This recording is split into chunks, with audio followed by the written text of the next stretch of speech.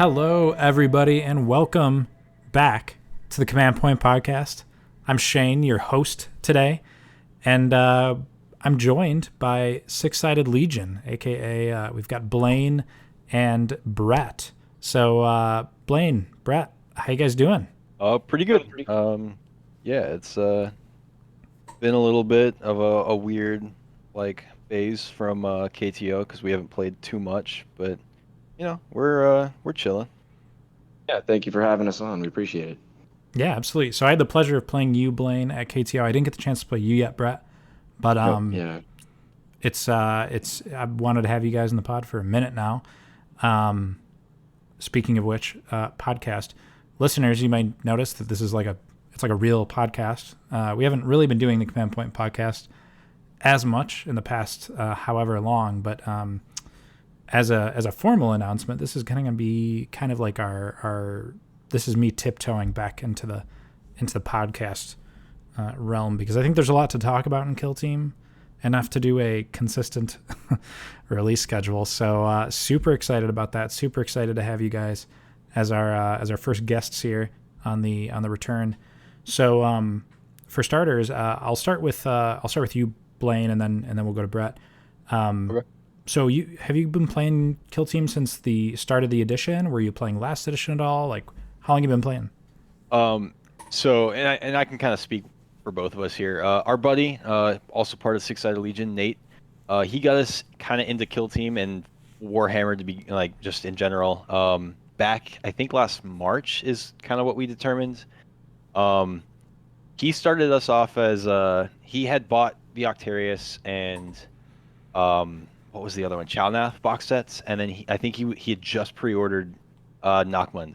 So he had kind of gotten all of the stuff to play with, and we had been just playing around with like the Commandos and the Krieg for a little bit. And we really liked it, so we kind of got our own teams and started playing, and made it a little bit more consistent. But yeah, so I mean, a couple months after, like what, 5-ish months after the release of this edition. So.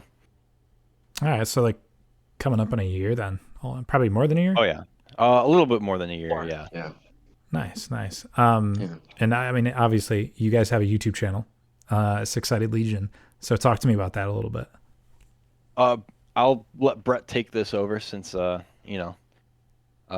I just talked about that stuff. So, Brett, if you want to talk about the channel a little bit. Yeah, absolutely. Yeah, so we started this channel, Six-Sided Legion, a few months ago now. We've been working on rolling out some regular content. We've got a few battle reports up, a few tournament talks, just talks about our experience at different events, KTO, LVO, GW Opens, that sort of thing. We are working on just getting out, a lot more battle reports. Honestly, what we're just looking to do is kind of help get a variety of games out there. We kind of felt like looking at current content creators, maybe there's just maybe not enough of, all the different teams. And I mean, let's be honest, Kill Team has a lot of different teams. People want to see those teams up against, maybe something specific, or just multiple battle reports with the same team. So we're kind of looking to fill that gap and just get a bunch of content out there, and take requests from people, do whatever we can, and hopefully just build the community a little bit. We try to convince people that hey, if Kill Team is something you're interested in, then maybe check out a tournament. There's something in it for everybody. So we're really just trying to grow the community, and maybe just convince people to hop in, check it out. A lot of people are coming over from 40K, so we're just trying to grow it up a little bit. For sure. Yeah, you guys have some pretty sweet bat reps. I can attest to that. So if you're listening and you haven't checked out the Six-Sided Legion YouTube channel, go do that now. I also really like your tournament reports. That's what I first saw when I checked out your channel. Pretty good stuff. Yeah, it's a lot of just our various experiences at places. I know Ethan and Nate, they're not with us now, but they've got a lot of words on there as well. It's there's a lot of background between the four of us. So are you guys all from the same area? Yeah, we're all from like the Wausau, Wisconsin area. Cool. We all kind of grew up together, so. Awesome, cool. So like, what's the local scene like over there? Locally, not very much. I know we've got some stuff going on up in Twin Cities, like Minnesota area or Minneapolis area. Hmm. And then we've got some stuff down like south of us in Chicago. You know, Adepticon just happened, a Right. couple U.S. Opens with GW and stuff like that, but not a whole lot here in central Wisconsin. Um, Other than a couple of here or like uh smaller little tournaments at the GW stores and whatnot, but not a whole lot. Yeah, every year I want to go to Adepticon and I like say that I'm going to do it, and then I don't. I'm from like Western New York, so it's like a 10-hour drive if I want to go there. So it's like, and it sells out so fast every year too. It's crazy. And I like, you can do the wait list, but like if you're not close, it's like, well, I'm not gonna impromptu hop on a flight. So it's like kind of hard if you're not in the area. Yeah, I know a couple of us just wanted to go to see, the painting competitions. That's where Golden Demon was this year. Yep. Um, like some of the game demos. I know our buddy Nate was super like into trying some of those and whatnot, but we just didn't really have the or find the time to kind of go down there, especially when we didn't get tickets for any of the events. It was not really like worth going just to hang around. So I get that. So your bet reps are kind of like all over the place as far as like whether it's like a competitive focus or whether it's a little more kind of like you mentioned, Brett, like just seeing certain things go up against each other. So how do you guys like prefer to play the game? Is it do you guys usually come at it from mostly a competitive mindset? I feel I can kind of touch on that pretty good here. I think a lot of it, obviously when we're playing, we're playing, to win amongst one another. We're of course we're trying. It's part of it is an entertainment aspect. We want to see a good game, but part of it is also we play how we would play at a tournament. So we're putting in full effort. We're playing how we would. Um, but that being said, we also do try different things. Just something that would be a little bit more interesting. I know, a lot of people don't see, Death Guard anymore, but we have a battle report, Death Guard versus Warp Coven, stuff like that. So like even with those teams that you don't see as much, we're just trying to get that stuff out there and really just show people, different ways to play teams, maybe something they haven't seen before, or and we do little talks between our turning points about what we're thinking, things like that. So it's a semi-competitive approach, but part of it is also maybe just teaching a little bit of what we've learned or maybe what we're thinking so we can help newer players and that sort of thing. For sure. No, that's super cool. So, and obviously, we'll talk about it later, preview for later in the episode. But Brett, you've had quite the success with Kasrkin, and we're going to talk about that later. But it's cool to see like those less represented teams, not just like on a video, but just like even to just see them doing well or kind of see somebody making them work in their own way is always a treat. Yeah, and that's something too that with Kill Team, that's what I like personally. I find myself, kind of staying away from some of the more meta stuff. It's fun to, have the challenge of playing something that's not played as often, and especially when you play against a lot of people who, don't get to see them very much. It's fun to play new things against them, and they learn stuff, and yeah, it's a lot of fun. For sure. So, okay, first line of business, the balance data slate just dropped. I say just dropped. It's been like a week, I think, from recording, and tons of changes, including Kasrkin. And I wanted to go over that and talk to you guys a little bit about it because I haven't put my thoughts out on the channel yet about it. So I'm just going to go down the list of stuff, and we can just like bounce back and forth. At the top, we have they changed the max for primary, which is super interesting. So the max before was 12. Now you can go to 16. And they clarified it that it's a total max of 24 now, if you include painting. So there was a lot of ties at KTO, and I know this is probably part of what they're trying to address. Yeah. So what do you guys? I guess Blaine, I'll start with you. What do you think of this change? So my personal experience at KTO, I had a total of 2 ties on day one, Hmm. and I would have had another 2 on day 2, but we couldn't tie. So we ended up going to tiebreakers. Oh So yeah, I have a lot of experience with the ties issue at KTO. I think it's a great change. The only thing is, and I know I've heard this from other people since the balanced data slate, the only mission that kind of suffers from this is loot or the loot mission type yeah, because there isn't enough VPs for main objective to get to that 16. But the other two, secure and capture, I think it's great. It prevents such a small gap between the players. Like you can actually get far enough ahead of your opponent that tying isn't really an issue anymore. It shouldn't be, at least. yeah. So did you I say tie that. on loot at all? Out of curiosity, at KTO, because I had Um, one tie on my 8 games, and I think it was secure. I don't think it was loot. so I know, what was it? My first tie, I think actually both my ties were secure. Um, once against Corsairs, once against Pathfinders. Which of course each of those games had their internal issues for tying, but I think primarily it was just because there were standstills on Into the Dark terrain. It was kind of hard to push one point without losing the other.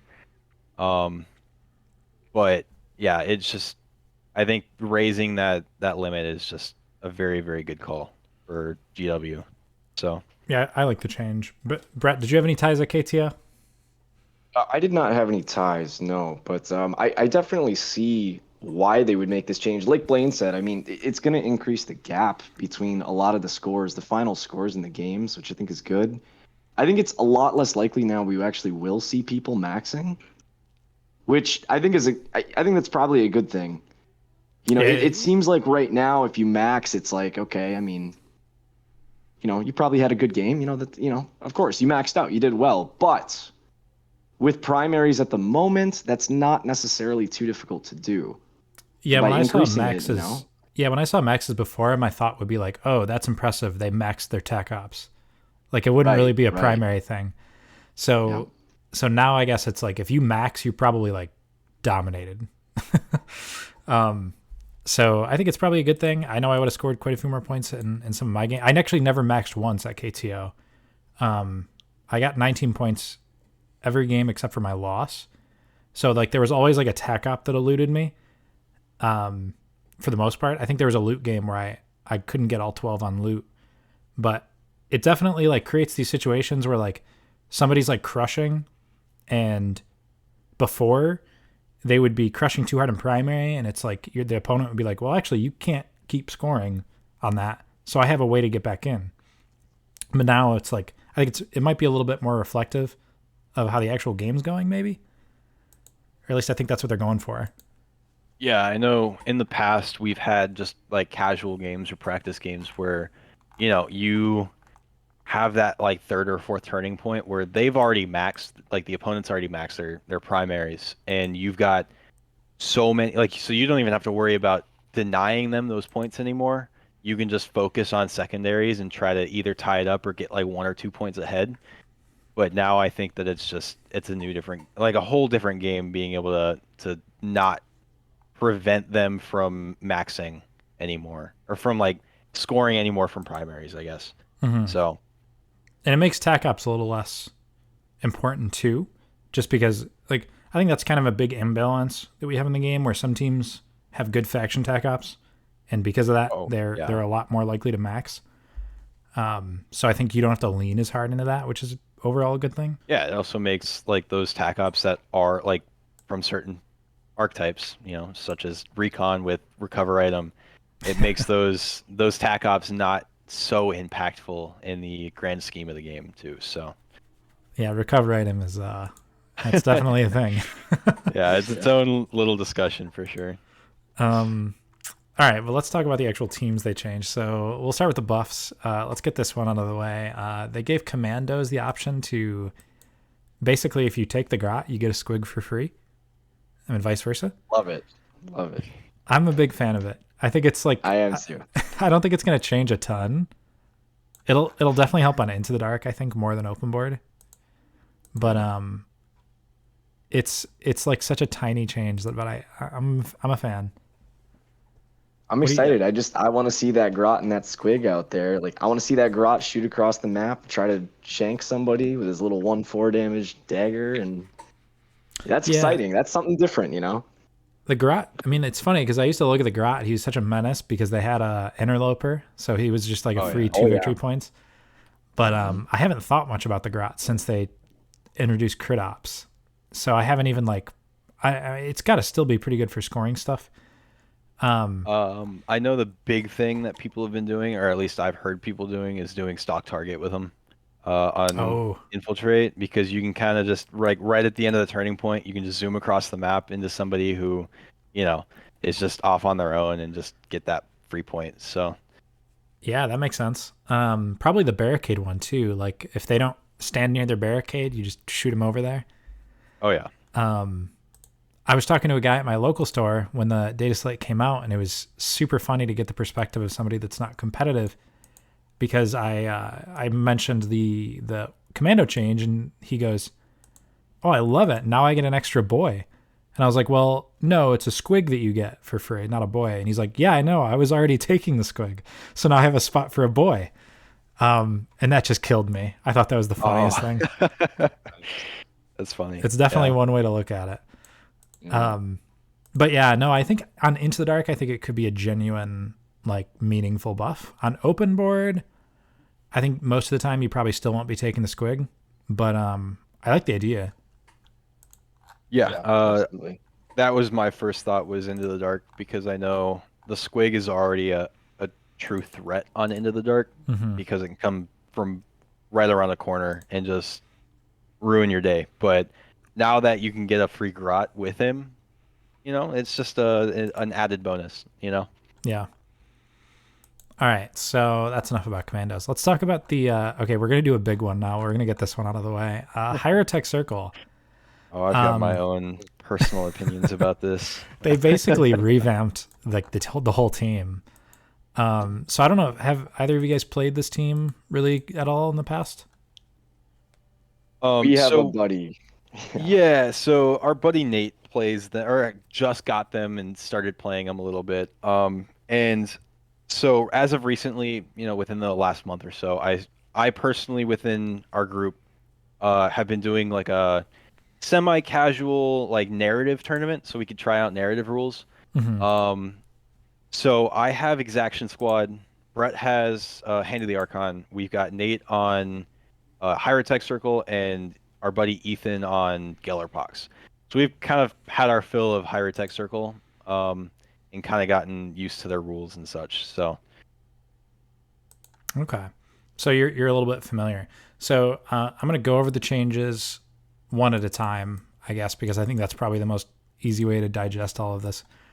We're going to start with the reanimation protocols changes. So now they come back with D3 plus 3, which if you add that up with living metal, it means that they're always going to come back not injured, which is a crazy thing on its own. But then on top of that, you get to set the model up within 3 inches of where the token was, and you get to change their order. So that is like a lot right there. Um, it it definitely makes the team. I mean, oh my god. I mean, that alone, I think, makes reanimation like so much more meaningful. I don't know how I feel about them coming back uninjured because I almost feel like that was like the whole point of the Technomancer, but especially in conjunction with another buff that we're going to talk about. But that's a lot in one. So what do you guys think about that? so, and we were talking about this a little bit earlier too. I saw that, and I was okay with every other buff they got. The D3 plus 3 on reanimation is, I think it's over the top, personally. I feel like they were already pretty strong coming back with, 4-ish wounds, 4 to 5 wounds, depending on, living metal and such. But it it's too much. Maxing out at, with the Technomancer on the team, you can get a max of a full 10 wounds back when you Yeah, reanimate, it happened to me which the is other day. crazy. Yeah, that's crazy to me that like it's gonna make teams that were already not super great into like a 3-up save and reanimation and stuff even worse. Being able to like burn down an entire immortal and then it just comes back with full wounds is crazy to me. But What do you think, Brett? I definitely understand. And in part, I do agree. I do think that that's, it's a lot. That being said, though, I think there's still something to be said about the fact that they truly only have so many impactful models on their team. If we're not considering the plasma sites, because I mean, they're not there to put out damage by any means. They're there to buff up the immortals and your death marks, whatever you may have. I think this might be really good for Hierotek. Obviously, it's going to be really good, but I think this might be something that they almost need because, even though this is such a huge buff to the reanimation protocol, you can still only do it so many times, and there is still the chance that you're going to fail it. And you're not actually going to bring them back. Yeah, that's one thing about the team that kind of puts me off a little bit even still, is that there is a lot of variance baked into that 3-up reanimation roll, to the point where it's like if you get it, you might like that could win you the game, but if you don't get it, you might lose the game just off of that alone. So it puts me a little bit on pause, but the upside of getting it is so crazy now, and just and being able to move and flip the order. So like slinking a guy back through a wall maybe on open board just out of sight, and switching them to conceal is just like oof. I didn't even think about Yeah, putting them on the other side of a wall. That's Yeah. actually crazy. it's pretty nuts.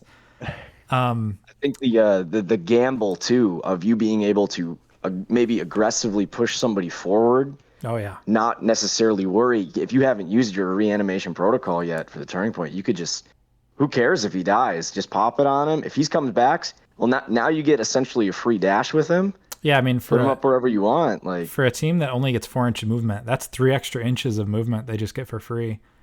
right. That's not insignificant. So next up, we've got the Plasmacyte Accelerator. The Accelerate action is now 0 AP, which is crazy, and it's 6-inch range. So, and then also the while we're talking about this, the Reanimator Plasmacyte, his reanimation beam doesn't give him -1 APL when he uses it now. So these two guys. So I played Hierotek for the first time after the buffs. Before the buffs, I hadn't touched them. I'd looked at them, I'd considered them, but I hadn't actually played them. These two things, especially with these buffs now, they are so useful because I played them and I'm like, all right, they can't do mission actions, right? Like there's nothing like that. And then I'm looking at the data card and I'm like, wait a minute. Yes, they can. And they fly and their actions don't cost APL anymore. And they have super conceal if they're in light cover. Like they can't, like vantage points don't work against them. So I'm like, these things are really helpful. Like you can move these up the board and grab objectives and buff your guys on the way. Just such useful little creatures. And I don't know. What do you guys think?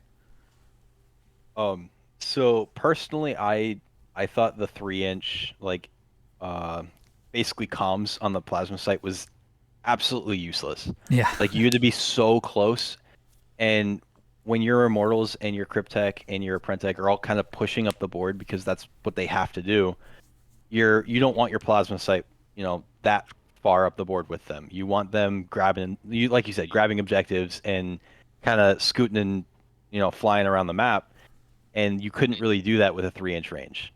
Yeah. So I think both changes are really good. I think they needed that, and it makes them a lot more impactful when it comes to what they can do. So I have to agree entirely. I mean, they basically just took the utility part of the team and they made them better. I don't think anybody can complain too much about that. At the end of the day, they're not the thing getting your kills. It's the stuff that they're buffing. So, if that adjusts the way you need to play against them, it's just something to reconsider, but I think it's a necessary change for the team. Yeah, I agree. They feel really useful, which I think is a good thing because they're not killers. All right, next up, the Despotek and the Apprentech their weapon skill and ballistic skill is improved by 1, and both of them have increased their wounds by 2. So I believe that puts the Apprentech and Despotech up to 12, 13 maybe? 12, yeah. 12. Because they were originally 10. Got it. Okay, so those guys are a little bit more survivable, and they're a little bit more reliable offensively. The Despotech especially is, they made his demand action 0 APL. Or I guess it's command. Yeah, I think it's demand. It's called. So basically, even if he's not buffing somebody else, at the very least, he's giving himself balanced when he attacks. With the upside that if he isn't attacking, you can just give that reroll to somebody else. So that's super exciting. And one thing I wanted to touch on too is that with the weapon skill increasing on the Despotech, he's actually like not super bad in melee. He's weapon skill 2, 3, 4. You give him the lethal 5 thing, and he's like actually kind of decent. But I think this is one thing that they really kind of needed was like they didn't have that leader model that is like hitting on 2s with like really good weapons. The Cryptechs are obviously special in their own way, but compared to a lot of teams that have these like super killy leaders, I think making the Despotech have this better profile is super. I think it's going to go a long way. Yeah. So personally, anytime I played against Hierotek, it was very surprising to me that especially the Apprentech, just hitting on 4s with both shooting and melee was kind of like, wait, what? You can use like cryptech actions and all this, all the fun stuff, but he kind of just has like guardsman style skill in those aspects, which again really surprised me. So yeah, and like I think it was to the point where some people were taking an Immortal over the Apprentech, which is a problem. I did hear about that. Yeah, that it's a problem when one of your key specialists isn't being taken because it's just not the greatest, Yeah, and I think that with the other changes to the Cryptech actions and this, I think that probably won't be happening anymore for the most part. I hope not. We'll see. They made command free. Actually, they might have already done that. That might have been an old buff, but the Cryptech can command things for free so that he can like hand out that Overwatch for 0 APL, which makes those Cryptech actions like super complicated because there's a million things you can do. Like you could potentially get 4 APL. You can, it's technically possible to get 5 APL in that model, I think. No, because I don't think that stacks on the APL modifier, but being able to have 4 APL in that model and then also have a free Cryptech command, so you kind of have like a pseudo 5 APL. It's just a lot, and it makes playing that model really complicated, but I think it's going to be pretty cool to see people do well with the team. They're a little bit galaxy brain, I think. I really hope that with all these changes, I'm really hoping that this actually does bring a little bit more attention to Hierotek. I think there are people who have been trying this for so long, but at various tournaments like KTO, we saw a bunch of there were plenty of Hierotek players there. Credit I think to there them, were only 2. Was there only 2? I thought there was more. Yeah, Like I think there were only 2. No, I thought there was like either 3 or 4. way. Yeah. But either way, there's people out there trying to make them work. And I think with what experience they have now with these buffs, that's huge for them. If they were doing okay or, at least decent before, right? Like now, this should help a lot. This was a fantastic buff for them. My favorite thing really is the Cryptech actions lasting through the next round. Through the next activation, because now it's like, say if you give a guy a 3-up invuln, he will have that until the next time you go with the Cryptech. So you can theoretically keep that invuln on him, for the whole game if you want to. But I think there's some stuff there that's going to be really strong, like you creating like the aura, like the nano minefield, I think it's called, where like there's a 6-inch bubble where if you walk into it, your movement is reduced by 2, and being able to keep that up, and become like really hard to charge, I think is going to be interesting. But yeah, I'm curious to see what people do with Hierotek now that they have some legs. There was one interaction that came up over a Reddit post that I hadn't even thought of with the new Cryptek actions change. And it's with the Chronomancer giving the extra 3 inches to operatives, I think, right? Yes. Um, so if you so you can give the extra 3 inches to uh let's say your Despotech in the first turning point. That lasts until the Cryptek goes in turning point two. You go into turning point two, you move your Despotech, let's say you pop Intractable March. You move your Despotech 9 inches, and then you activate your Cryptek, giving the buff to somebody else, and you move that operative 9 inches. So you can get a lot of extra movement by kind of manipulating that buff. So Yeah, it's crazy. And so they're really not, in my eyes, like a slow team, because every time I feel like they need to move fast, they're able to do it. they can, yeah. Yeah, it's super cool. But anyway, let's move on to next one. This is a super tiny change. Corsairs, they made the Shredder have rending just to line it up with the Archon. Nothing too crazy there. Have either of you guys been playing Archon since the release? I have very much enjoying them. Yeah. So, Nice, yeah, nice. That's a So lot. They're a lot of fun. Yeah, I think I don't think Corsairs really needed a buff, but it'll be nice for them to have the same profile as the Drukhari. Next up, we have the Phobos. Their Vanguard ability, strategic play, now gives them a free mission action. Do you guys play Phobos at all? No, we actually that's the one team that we do not have as a group. However, I was just talking to them about potentially picking up Phobos just to have, another team to play. Why not? And then I found out they were getting this little buff, which is, I mean, that's pretty fantastic. Vanguard is such a good strategic ploy now. Yeah, it was already so good. I mean, it was already, yeah. But now, especially, on Into the Dark, or, I mean, anything, even like a loot and salvage mission, you got your mission objectives that you need to do. I mean, you're pseudo 4 APL now. Yeah. All of your guys too.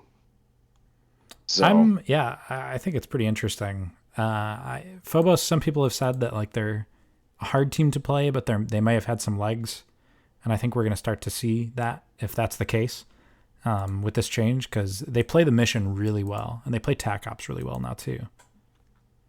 So one thing, because at KTO personally, I had 4 Corsairs matchups. So I got very familiar with their rules, and one of the things that really didn't set right with me was the fact that on Into the Dark they had Light Fingers, which gives them a free mission action. Mm-hmm. So it allowed them to alpha strike your deployment so hard, and that's what I fear Phobos doing on any Into the Dark map, is you can just run up an operative and just bomb 2 guys on deployment with that free mission action. It's going to be crazy. At the very least, with Phobos, they don't really have a ton of significant blast outside of like a frag grenade. So there's that. Because I know with the Drukhari, or not the Drukhari, the Corsair is doing it with like a blaster, a shredder, and just deleting something it feels brutal. All right, so I'm actually going to skip Kasrkin because we're going to round back to that after. So we're going to have to sit tight on the Kasrkin changes. We'll get there. Let's talk about the nerfs really quick. My sweet Nurgle Legionaries have I'm sure Blaine is quite happy about this. I'm very ecstatic about it. So mutagenic flesh reduced to a minimum of 3, or you reduce to a maximum of 3 instead of 2. So I've played Legionnaires since this change, and let me tell you, it is very meaningful. There are times when the ploy, I'm looking at like what my opponent's team has, and I'm thinking, and I'm like, this is only going to actually do something against like 2 of your guys now. So I need to weigh whether or not I think I'm going to get shot by like the mining laser, because it doesn't help against intercessors anymore, or snipers or anything like that. So it's definitely a challenge. I'll let you guys talk about this one for a second.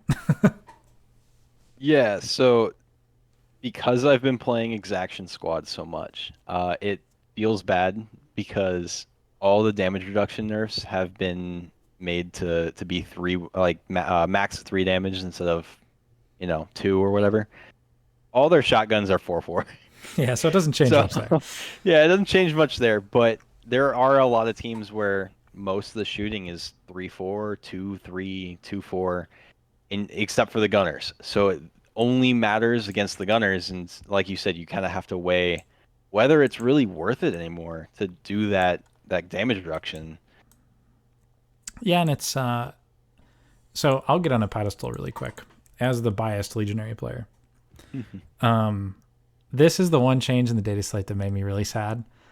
I'll make an argument for it. All right, I'll make an argument against it, I guess I should say. Okay, so Legionnaires are the second most played team in the game, tournament wise, by like a mile. Right, they have way more games played than any team other than Intercession, and I predict it's probably going to stay that way. Despite this, they have never won a major tournament, and they have never risen above 55% win rate. So I ask you, why has this happened? Why are they hurting me like this? Come on, it's not fair, right? Am I right? Yeah, I think the I think the biggest reason is just trying to stay in line with all the other damage reduction nerfs that they did. That is definitely the reason. Yeah, because like you said, I don't think it was warranted like directly against them. I think it was kind of like the Corsairs buff, where it was just kind of evening everything out. Yeah, I think you're right. It does make me sad. I am still taking Legionnaires to the next tournament I go to, for what it's worth. I'm going to stick with Nurgle, even though a lot of people are jumping ship over to Tzeentch. I still like Nurgle for Implacable and for the defense dice change on the passive. So I think this is going to cause me to change the way I use mutagenic flesh. I think the silver lining is because I'm not using it sometimes, I'm going to have extra CP for other things. And I'm probably going to use my my Slanesh operatives just a little bit more than I used to, which was very little. But I think there's going to be times when it comes up. Anyway, that's enough about Legionaries. Let's talk about the next nerf. Gellerpox received a tiny nerf. Their Vulgar lead the infection ability that gets them a CP. Only happens once per game instead of every time he's on a new objective. So I played a lot of Gellerpox after KTO. And I think that some people are going to say they need more. They are like deceptively draining to play. I don't want to say that they're clearly quite good, but I don't think they're as good as a lot of people say they are, as far as like them being like really easy or like really overpowered. And I'm glad that they're taking small steps with this team, because they definitely have a problematic like win rate, and what they're capable of is pretty crazy. But I think this is a good step in the right direction for Gellerpox. What do you guys think? I don't know how much experience you have with this faction.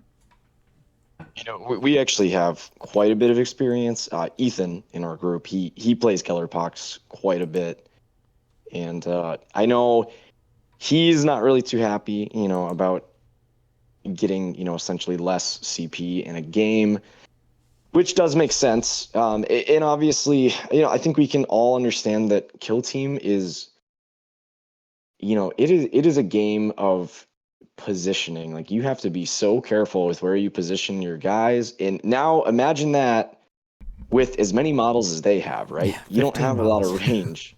It's like you have to position very, very carefully. So like you said, it's not as easy as you think it is to just run up the board like that. Yeah, it's really you tough. gotta worry about you gotta worry about getting shot from all over the place, and you don't really get the opportunity for Overwatch or really any of that stuff. You have to get those charges in where you can, and that's a lot for them, especially when they typically use their CP for their buffs, whether it's the his Blessing of Pox, I believe, is the defensive one. Yes. Yeah, and then their Blessing of Infection and yes, Rust Emanations. for their fighting. Yeah, that stuff is Yeah. huge for them. That is so incredibly useful for them. And now that they don't have access to as many CP, I think that's gonna be pretty big for them. You know, maybe I think this is actually, in my opinion, I feel like this is almost a bigger drop for them than the. And this might be controversial, but for when their Techno Curse got dropped a little bit there, when their ranges fell off for that. Just because I feel like they are so reliant on those CP to get all that extra stuff. Because otherwise, I mean, most of them are hitting on what, 4s in combat typically, depending on what profile they're using. Yeah, they get a lot of their they're reliability. missing stuff. Yeah. They're missing rolls. They need their buffs. No, I agree. I think it's going to be. I think the top Gellerpox players are going to feel the change pretty dramatically. It doesn't look like a lot, but it's going to add up to being typically 1 to 2 less CP per game, and they use it very efficiently. So other than that, we have Star Striders. Star Striders got hit pretty hard with the Nerf bat. The rotor cannon lost Relentless. The non-Archaeotech beam support assets hit on 4s again. And the Undaunted Explorer's strategic ploy has a minimum of 2 damage after having. So basically they put a cap on that damage reduction wise. But I mean, they definitely lost a bit of their bite. Yeah, so which another thing with that damage reduction nerf is it's only one. I believe it's the first time they get shot or fight. Yeah, in a turn. Now, so not like every time. Yep. And it's even worse for them. I think the rotor cannon losing that Relentless was unnecessary. But I honestly didn't play against them or play them enough to know how impactful that really was. So I see the team, and I think that rotor cannon should have kept at least ceaseless or balanced something, because I otherwise he's just attached to the hip of the Voidmaster the entire game. When it got Relentless in the first place, I thought that was weird. I thought it would have made more sense to give it ceaseless, but I don't know. How do you guys feel about the support assets going to 4-up? I personally, whenever I play against Star Striders, you know, the thing that I am most concerned about is their assets. Yep. Especially on Into the Dark. You know, that 3-inch blast is something to be reckoned with. You know, that was some scary stuff, especially if you're playing any team that, you know, has even a 4-up save. Like that's some scary stuff. So that was always my thing, being worried about playing them. You have to worry about this essentially extra activation that they have that can be shot from multiple of their operatives, whether they're in concealed or not. You know, that was always pretty scary. I think it's reasonable that the blast, you know, all their blast stuff has been changed, you know, to the 4-up. I think it's good that they're essentially their God Beam is still hitting on 3s. That's basically their elite killer, right? Like they almost need that. And I'm thinking maybe the rest doesn't necessarily need to be hitting as hard. That's typically like you're hitting multiple things. Yeah. So overall, I can understand that change. I'm pretty happy with the nerfs on this one. I was of the opinion before that Star Striders were the best team in the game before the data slate, and I think they're still pretty solid. I don't think they've been hit to a point where they're not competitively viable anymore.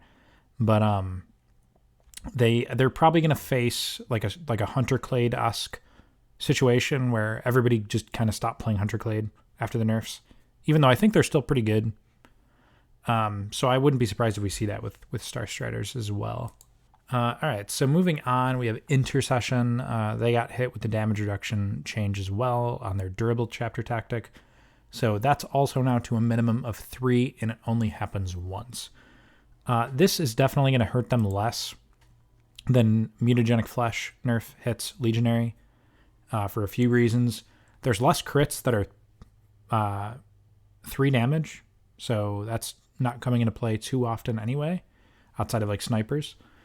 And it's not super often that you're even getting multiple crits through on an enemy compared to getting multiple normals through. So, and on top of that, I knew a lot of players like Ryan.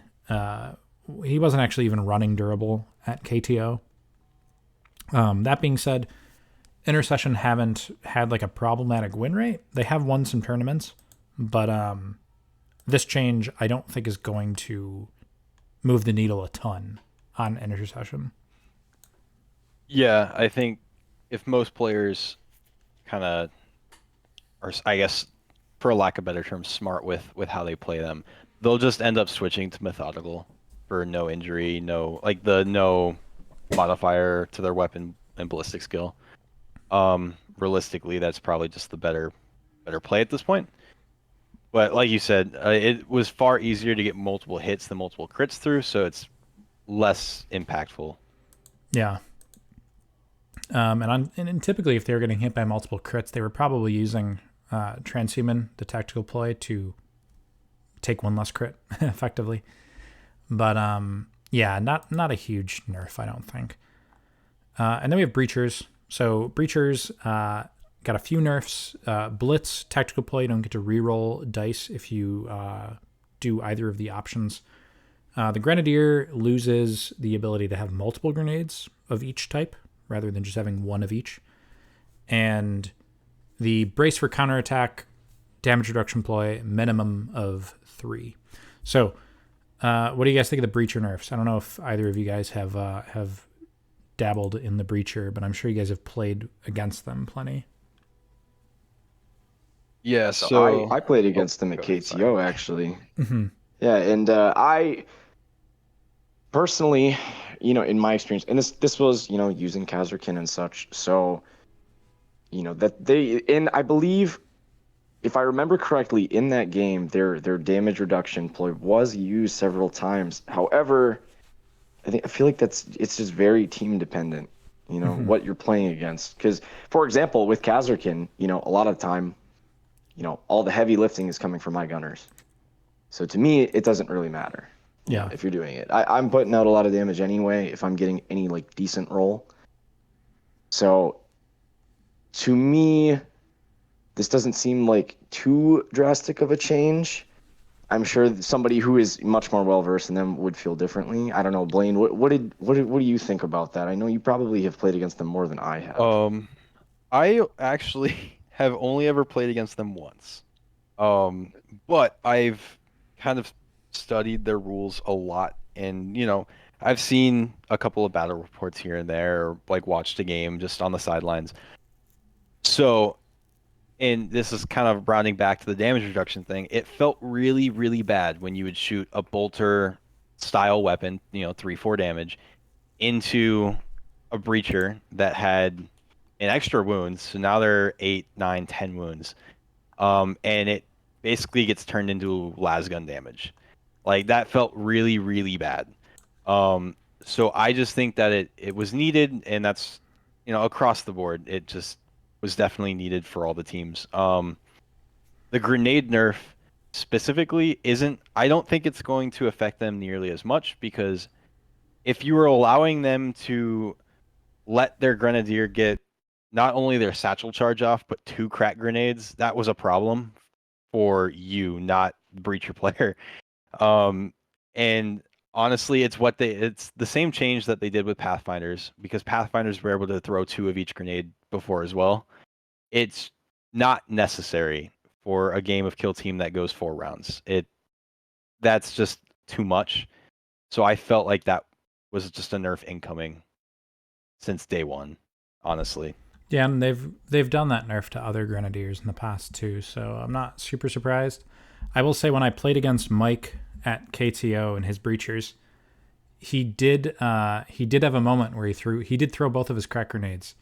It was because at the end of turn 1, he waited until I had activated everybody, and then he comms boosted his Grenadier, ran him up, threw a crack grenade at my Anointed, and then he won initiative. And of course, he once again threw a crack grenade at my Anointed. Fortunately, my Anointed had like a trophy and stuff, so he didn't end up taking a ton of damage. But that being gone, I think is definitely nice for me. I think that the Breacher nerfs are a little bit less intense than the Star Strider nerfs. And I think the Breachers are going to remain a pretty good team, but they're going to feel this stuff for sure. I think the damage reduction is good because they're a horde team and they already get 8 wounds if they take the stim equipment. So like they didn't really need to be that tanky. And it's probably for the best that they've been hit a little bit in that department. So Breacher nerfs I think are good. So let's round all the way back and move on to our final segment here. So we, Brett, you are the kind of, I don't know what the right word to use. Like you're like the unofficial / official Kasrkin king running around right now. And you've taken them to, I want to say it was 12th place at KTO and 11th place at LVO. Am I right? Yeah, that sounds right. Yeah. Yeah, and this was with pre-buff Kasrkin, and Kasrkin have now been buffed. So first, we're going to talk about the buffs that they just got, and then we're gonna talk to you about the art of the Kasrkin and what exactly you are doing over there to make them work. So right. I think a lot of people are really curious about that, myself included. So for starters, they're 8 wounds now instead of 7. They've given every model an extra wound. This is super helpful. Secondly, the elite points, they get 2 more per turn. So that these 2 extra ones are not tied to the leader. So even if your leader dies, you're still getting 2 points. And if your leader's alive, you're getting 4 points per turn. So that's great. And finally, and this is my favorite change, they get access to a 1 equipment point combat blade that is 3 attacks on 4s, 3/4 damage, and it works with 4 Cadia. So Brett, I'm just going to hand it over to you. You're going to talk to me about these changes and what you think. Yeah, so first off, that buff was so much more than I really could have hoped for and really thought it would be. So I think when I talk to most people about what I wanted from them, and to be honest, I didn't really think they needed too much. That extra wound was kind of like the main thing that I was after. That feels good. Like you said, that helps with survivability so much. In a game where a lot of the damage profiles are 3/4, being able to survive a crit and a hit from profiles like that was huge. And now you're talking about a leader with 9 wounds as well. And since he was originally the only operative who had any sort of decent melee, that was really good for him. Actually, now he has 9 wounds. He can push up a little bit more. But now we're also talking about they added the combat blade, which is something more than I thought we were going to get. I didn't think we were actually going to get any sort of buff to Kasrkin melee. I assumed we're just going to stick with what I believe is some of the best shooting in the game. Very controversial opinion, I think, from what I've heard online and from other people. But I think it's very good. I did not expect them to get any sort of buff to that. And the fact that it's an equipment, I think, is actually fantastic because a lot of the Kasrkin equipment is pretty lackluster. You have your classic crack and frag, and adrenaline shots are pretty useful here and there. The foregrips, they can be useful on Into the Dark if you want to go on guard, but you're still hitting on 4s. Long-range scopes are only so useful on open boards, and certain models can't even benefit from it. So I think it's fantastic that we got the combat blade. Personally, I'm going to be testing it out some more, but I think that along with being able to stack it with 4 Cadia, that's huge. Now we're talking about being able to push somebody into an enemy doing 4 or 5 damage with your elite points. That's even if you're hitting on 4s, it doesn't matter. Yeah. And you have more you're almost points. Right, absolutely. Okay, and that's another thing. So that was huge to me. That blew my mind. Now we get 2 elite points at the beginning of every strategic phase. So now the max for our elite points just increased significantly. And the way that you can play with that now is you can just throw those elite points out. Yeah, you had to and be very obviously cautious with them before, right? you did. It, depending on what you're playing against, you kind of need to figure out what's your high value target. You get a shot at it.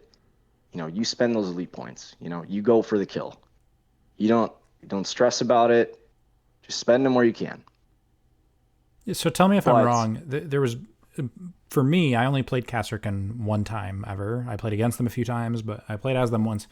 And it seemed to me like one skill that you needed to have with this team was being able to identify not when to use your elite points, but more importantly, when not to use them and when to accept a loss as a loss and like a whiff as a whiff. Do you think there's any truth to that? I think there's a lot of truth to that. It's if you get a roll, and you miss. If you're missing 3 out of 4 shots, if your target is not below half health, especially if you're just using, a hotshot las gun, something like that. If it's not a gunner who's putting out more damage, probably not worth it. Yeah, it's Unless tempting, you have, but don't do it.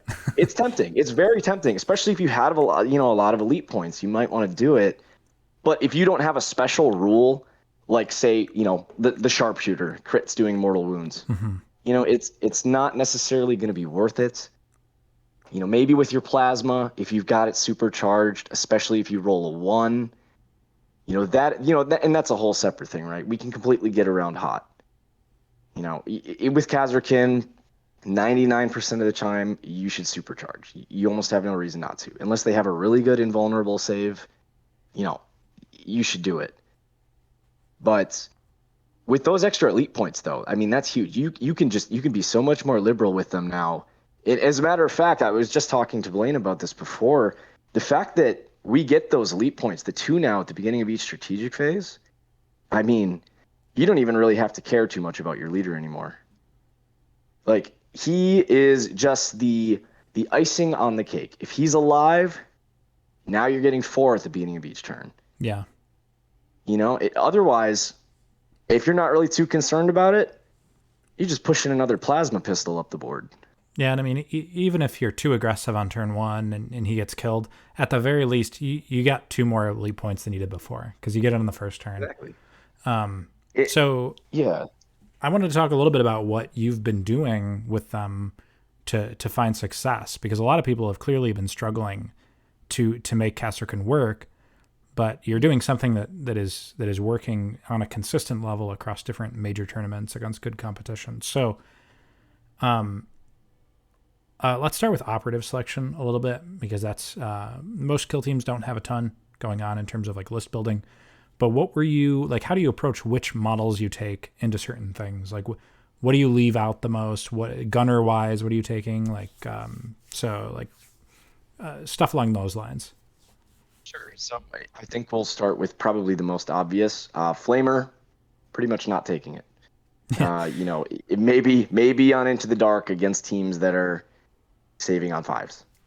That's about it, right? But otherwise, the others are all pretty reliable depending on what you're going up against. Typically, the things I pretty much always take going to be plasma, because why not? Plasma and kill team is fantastic. Mm-hmm. The grenade launcher, fantastic on Into the Dark and open. That's blast opportunities and all that are fantastic. Good thing to spend elite points on against certain teams. Melta, fantastic against elite teams. Another source of AP2 with the mortals. And you need to bump up to a crit. Easy to do it. And then I like to take the hotshot volley gunner a lot too, just because he has the 5 dice in P1.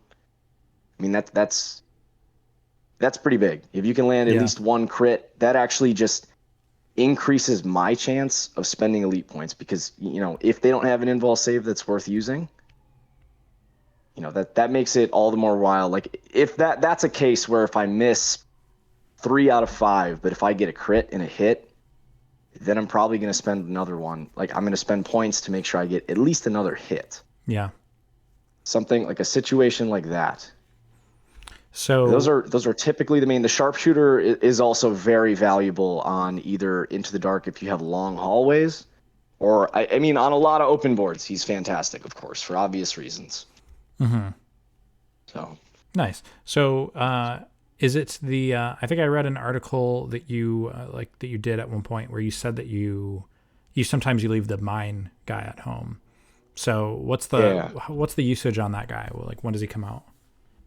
yeah, he's typically your sort of Into the Dark type of operative. I mean, for obvious reasons, he is incredibly useful for locking down hallways. That Melta Mine is pretty scary stuff. Oh yeah.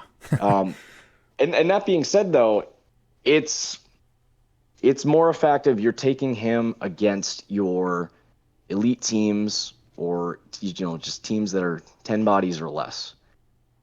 And a lot of the time, I'm taking him and I'm moving him up the board early game, giving him an APL just to get the mine down. After that, if he dies, no big deal. He did his job. Yeah, because the mine still goes security. Off, even if he's dead. The mine will still go off. Yep. Nice. And even if somebody decides to charge into it with him there, if you're getting that kill and you're still up on bodies, that's in my eyes that's a worthwhile trade.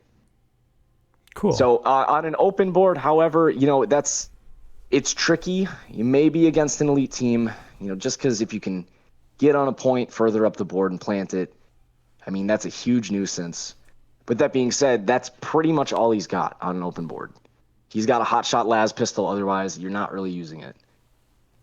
So I typically will not take him on there. It's not worthwhile when you can take an extra trooper who gets a free elite point. Even with a hotshot las gun, that's actually pretty useful. Yeah, and I mean the trooper with a frag grenade against hordes is almost like a specialist in and of himself. What he's able to do. Definitely. You combine that with your was it the not elimination, the one where you get an extra elite point within 4 inches of the token, and you combine that with the beginning of the initiative, you can do a lot of damage to a lot of guys. Yeah, so talk to me about what you're doing TAC wise. So I forget, what archetypes do they have access to? So they have Seek and Destroy, Security, and Recon. Okay, all right. Well, Recon and Seek and Destroy. Options. They have the good ones. They do, yes. I will say I don't typically take Security. Okay, so that doesn't surprise me. Yep. Do you usually swap between Seek, Destroy, and Recon depending on the matchup, or is there one that you lean towards a little bit more often? I really do switch between them actually quite frequently. I will say, though, I do like Seek and Destroy a lot against elite teams. And typically that's because I like to put Assassinate Target out on the board. So just because, that way in an elite team, you need all your operatives. Mm-hmm. So when you're assigning one of them to be killed, when you have decent shooting and you're able to, whittle the other team down and force them to use that guy, it's pretty likely you're at least going to injure him and get the 1 point. So I definitely love taking that one. And then eliminates guards can be okay, not against elite teams really. So that's one you'll take against any horde team really. Mm-hmm. Otherwise, Headhunter also good against elites just because they need all their operatives. Yep. And then they do have very good faction tac ops. Yeah, I've noticed that. That was one of the things I think they really had going for them already. They've got like 2, I think, that are good, at least. Yeah. Yep. And I like to take their Secure Zone one that's the token you place down within 4 of an enemy operative. Yes. That's against elite teams. That's a very good one because it's, they need their guys. They're going to have to move up the board and you out-activate them. So if you need to, you just keep your gunners back. You wait till they've done something to compromise themselves, and then you get your heavy shooters in there to clear that point off, and you get somebody on there. It's an easy way to bag at least 1 point at some point, like later on in the game when there's less models on the board. It's not too bad. Yeah, so it sounds like they're pretty good into elite teams, generally speaking. Okay. What exactly? Yeah, so how do you handle the teams with more activations than you, like the hordes of the Kasrkin and blooded? I mean, Blaine, you play a lot of blooded, so I'm sure that you guys have played that matchup against each other plenty of times. Yeah, yeah, we Oh have. yeah. We I think something that I've kind of, and I've talked to Blaine about this plenty too. With if you get a blast shot, say with the frag grenade or from the grenade launcher, that's against teams like that are squishier, have the higher saves. That is one point where I am willing to spend a lot of elite points. If you can guarantee yourself, maybe not guarantee, but if you can at least injure a couple models with one shot, that in my mind, that's worth it for spending elite points. And especially now with the current buff, we have more points. Mm-hmm. You might as well. So that is typically, a big influence in how I'll set up and prepare for those games. I'll look for any sort of blast opportunity. So Give him an APL and move him up. do you think that maybe with the combat knife equipment, some of these horde matchups might it kind of might add another dimension to how you're able to like deal with some of these teams? I certainly think it will. I think there's a lot of situations actually where that's going to become very useful. I think, and I haven't gotten to test enough yet with this, but I think against a lot of other teams that just don't have good melee, you're giving yourself a pretty good advantage. And you're probably not going to be putting it on all your guys. I mean, you don't have a reason to do that. But mixing that with 4Cadia, you can be very aggressive with really any guy with a combat knife. You just charge them into somebody, and then if you've given them an APL and you're able to get that kill, then you can still shoot. Like you're talking about potentially being able to take off 2 models. If you do that with a gunner, that's going to open up a lot. Yeah, I can definitely see that. Okay, interesting. So are they like? Do you think they're better in Into the Dark than Open? Personally, I do. Okay. I do. Yeah, and I think part of that comes down to their Vox Trooper is, I think he is the best comms in the game. I don't know if you can really dispute that. I don't know. He can give APL to 2 guys anywhere on the board. Yeah. That's pretty. It's like the pretty good. Scions one. Yeah. Yeah, and it's that's incredibly useful and Into the Dark. That gives you so many opportunities for being able to open doors and move and shoot. Mm-hmm. Do whatever you do. That's pretty big. And the fact that you can do that on some guys who've already activated, so they have that extra APL for the next turning point, and then that next turning point give out 2 more APL to different guys. Now you've got 4 guys at 3 APL. That gives you a lot of ability to shift your guys where you need to. Yeah, that's definitely that's a pretty weird thing, because then it's like almost half your team is basically 3 APL for a whole turn, which is really funny. Especially on a team that has 10 bodies, that can probably feel pretty brutal if you're playing against a team that is out activated by Kaserkin. So you mentioned earlier that sometimes the demo mine guy gets dropped for a basic trooper. Is there anybody else that you ever sometimes drop to get an extra basic trooper? I actually don't. He is typically the guy I'll drop. Okay. And the reason being for that is because the only other real options to drop would maybe be your recon trooper. And honestly, that might be it. But then the recon trooper also has that extra. You get an extra scouting option with him. Yeah. Which is, I mean, that's beautiful. That's hard to get rid of. And on top of that, the only thing he's missing is he doesn't get the free elite point. Yep. And he still has the unlimited range, so he can still shoot. So I think it's worth keeping him. I think it's truthfully just the demo trooper that's kind of a drop.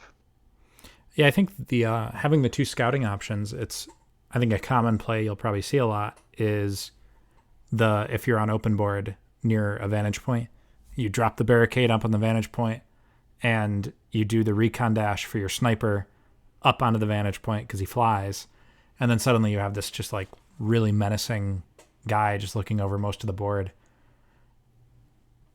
Absolutely. And then on Into the Dark as well, when, not there aren't as many options. I mean, then you're talking about being able to potentially dash two guys towards some doors, and that right there can be a huge advantage. So Yeah, on both some of the play doors. types, Yeah, I was gonna say some of the doors start 7 inches away from the deployment zone on some of those missions. So getting a couple of guys closer to the doors, I mean, that saves you a whole action of being able to get there, which it adds up. But yeah, so I mean, overall, so you thought that Kasrkin didn't really need a ton before the buffs. Do you think that where they are now, like hot take it for me, if you will, Yeah. let's say you're throwing them on a tier list, and there's like S, A, B, C. Where would you put them now post buff compared to pre buff? Personally, I would put them at A tier. Okay. I don't think they're quite an S tier solely for the fact that they are probably not as well rounded as some other teams. You still need the equipment to have decent melee and that sort of thing. A lot of their equipment is maybe a little lackluster. Just little things like that. I think they're close. Like I said, I do think they have very good shooting. I think people underestimate their shooting. And I do think with the new buff, personally, I think the elite points might have been a little bit too far. I don't know if we needed that. So the equipment in the wounds was fantastic. I'm going to give you a pedestal very quick. I'd like you to deliver a message to all the people that think that Kasrkin should hit on threes. Just tell me what you think about this. I see that everywhere. Oh my God, the amount of discords and things I've been in where people are talking about that. And listen, I get it. 3-up ballistic skill is pretty nice. I know a 4-up is intimidating. But listen, just roll the dice, see what happens, and if you don't like it, you can just change a die. You have a ploy to essentially give yourself relentless in the right conditions. Like, these things happen. Just don't worry about it so much. They're a solid team. I know people like their Scions, but yeah, try them out. So do you think Kasrkin are better than Scions? I feel like I am not educated enough to make that because I haven't really seen enough of Scions.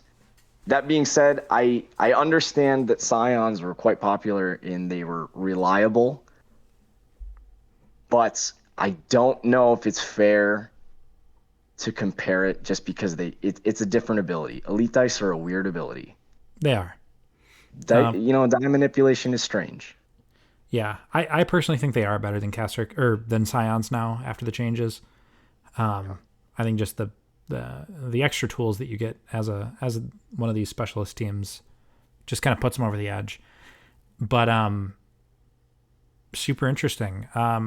Blaine, can you give us a little bit of wisdom on what it's like playing against skilled Kasrkin? Because there's not a lot of Kasrkin floating around out there, let alone like very good Kasrkin players. So what's it like on the other side?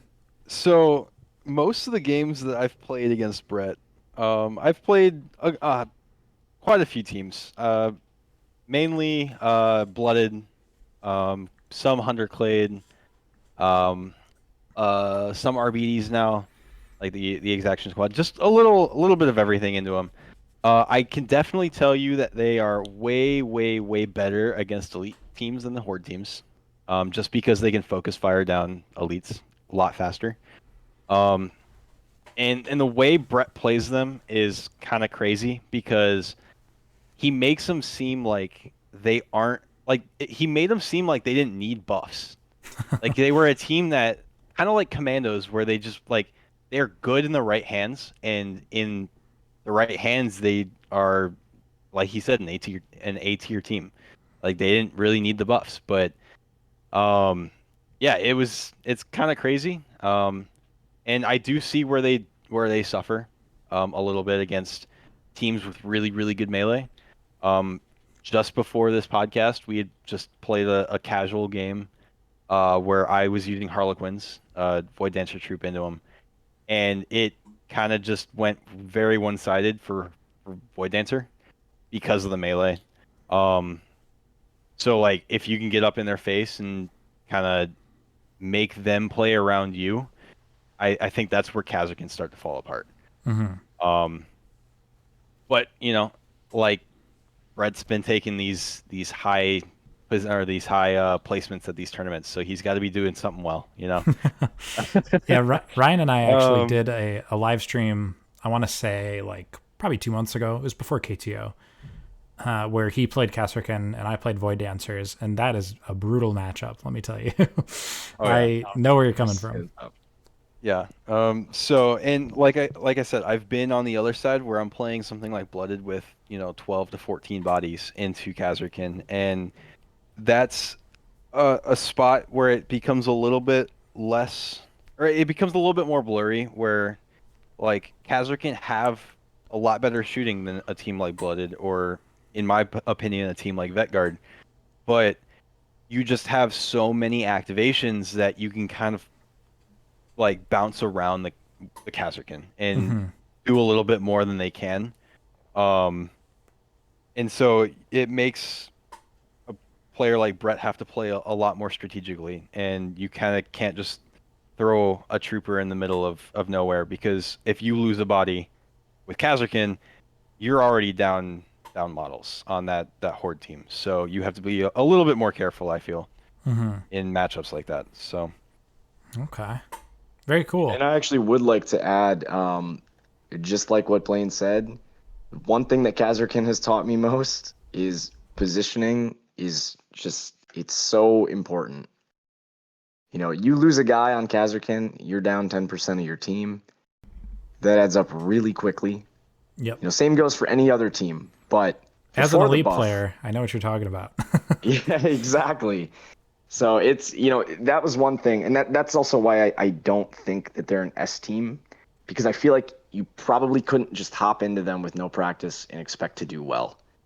They Mm-hmm. don't have as many game-breaking things. You're still going to have to be careful. You can't overexpose. You can't rush straight in. Maybe with Yeah. 4KDO you can rush straight in, but that's about it. Yeah, I do think with the new buffs, I think we're going to see both teams from the Soul Shackle box have their their players that are specialists on them, and that really kind of make them shine, which is exciting. But yeah, I mean, we're coming up on the end here. First of all, just thank you guys for coming on. Super excited. yeah, thank you, man. It's a real pleasure, honestly, especially after like listening to your podcasts, starting out in Kill Team and such. It's really cool.